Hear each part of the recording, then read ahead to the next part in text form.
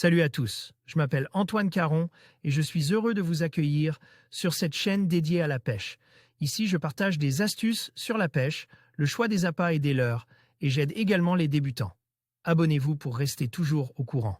Et maintenant, passons au sujet Le du jour. fonctionnement des marées, même si ce n'est pas totalement exact, une marée qu'elle soit montante ou descendante dure environ 6 heures.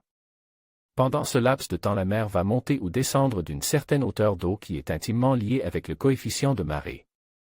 C'est ce qu'on appelle le marnage. Pendant la première et la dernière heure, la hauteur d'eau varie des 1/12 du marnage. Pendant la seconde et la cinquième heure, de 2/12 pour chacune. Et enfin pendant les 2 heures centrales de 3/12 pour chacune. Le courant est donc à son apogée pendant la troisième et quatrième heure de marée. La question des coefficients. Les coefficients de marée s'échelonnent de 20 à 120. En dessous de 60, on considérait qu'il s'agit de petits coefficients qui sont généralement médiocres pour la pêche du bar. Au-dessus de 90, il s'agit de gros coefficients engendrant donc un marnage important et surtout des courants forts. Le bar est un poisson qui aime profiter du courant pour chasser, mais les gros coefficients ne sont pas pour autant considérés comme excellents pour les traquer.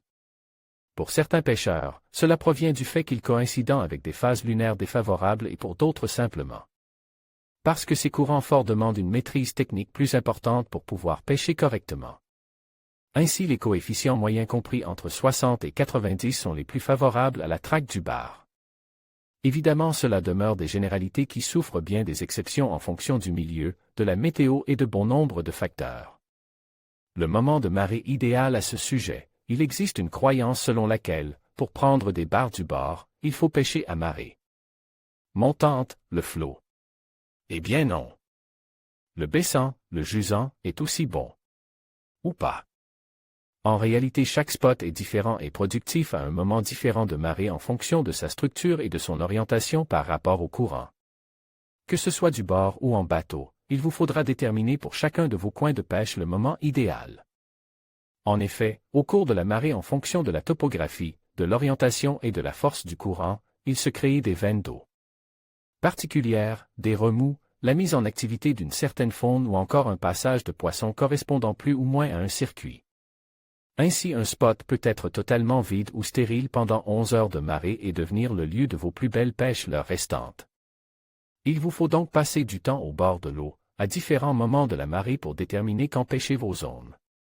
Certaines donneront au flot, d'autres au jusant, parfois en milieu de marée ou alors à la fin.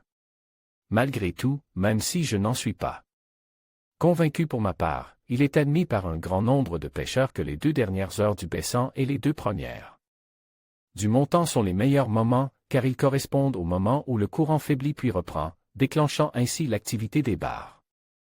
Au baissant du bord, un moment de confort lorsque je découvre un coin, j'aime particulièrement pêcher au baissant du bord, notamment en estuaire, car cela me permet de pêcher en toute sécurité sans risquer de me faire surprendre par la marée et surtout parce que cela me permet de découvrir toute la topographie de la zone et donc de déterminer les meilleurs endroits pour mes sorties futures. Les couloirs entre les roches, les taches d'algues.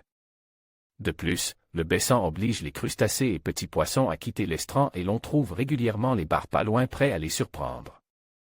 Quid de l'étalé? L'étalé est le moment charnière entre 2 marées, celui où le courant s'inverse.